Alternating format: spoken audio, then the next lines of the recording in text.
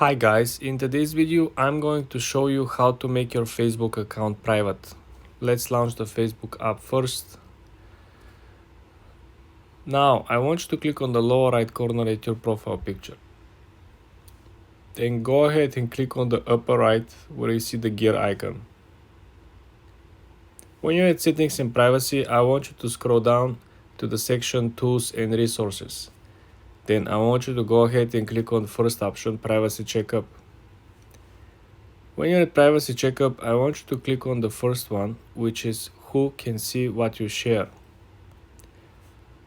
Over here is where you simply customize the public and private profile information on your account. You can choose individually what information to become public and what information to become private. Your location, your city, your education, your job, all the information. You can simply go through the list and choose individually which one to remain public and which one to remain private. For more tips and tricks like this, guys, subscribe and follow for more.